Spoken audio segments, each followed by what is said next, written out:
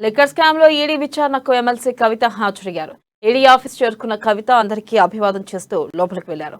ED office gate దగ్గర అభిమానులకు పెడికిలు బిగించి అభివాదం చేశారు.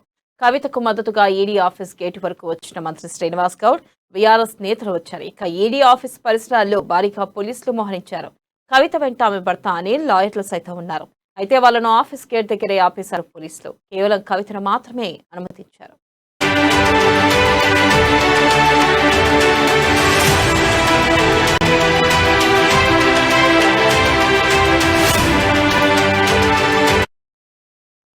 ఇక అంతకుముందు లిక్కర్ స్కామ్ లో విచారణ కోసం బీఆర్ఎస్ ఎమ్మెల్సీ కవిత ఈడీ కార్యాలయానికి చేరుకున్నారు. ఢిల్లీలోని తుగ్లక్ రోడ్ లో ఉన్న తన తండ్రి నివాసం నుంచి ఆమె ఈడీ కార్యాలయానికి బయలుదేరారు. కేసీఆర్ నివాసం వెలుపల భారీ సంఖ్యలో ఉన్న బీఆర్ఎస్ శ్రేణులు కవితకు అనుకూలంగా నినాదాలు చేశారు.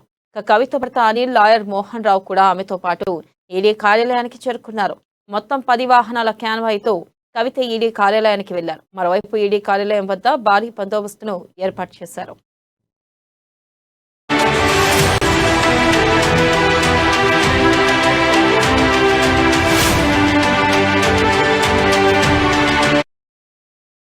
ఇక ఇదే కేసులో మనీష్ సిసోడియాను అరెస్ట్ చేశారు. కవితకు బినామీగా చెబుతున్న పిల్లే ప్రస్తుతం ఈడీ కస్టడీలో ఉన్నారు.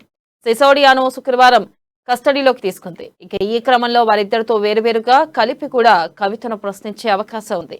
నిందితులు, సాక్షులు ఇచ్చిన వాంగ్మూలాలు, సేకరించిన సాక్ష్యాధారాల ఆధారంగా ప్రశ్నలు ఉంటాయని తెలుస్తుంది. కవిత పలుసార్లు ఫోన్లు మార్చారని, ధ్వంసం చేశారని ఈడీ ఆరోపిస్తుంది. ఈ నేపథ్యంలో వాటిపైన ప్రశ్నించే అవకాశం ఉంది. సౌత్ గ్రూప్ కు సంబంధించిన లావాదేవీలపై కవితను ఈడీ ప్రశ్నించనుందని సమాచారం.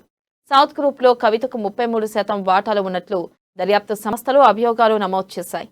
రామచంద్రన్ పిల్లే సౌత్ గ్రూప్ తో కవితకు బినామీగా ఉన్నారని, కవిత ప్రతినిధిగా ఆయన వ్యవహరించినట్లు ఈడీ పేర్కొంది.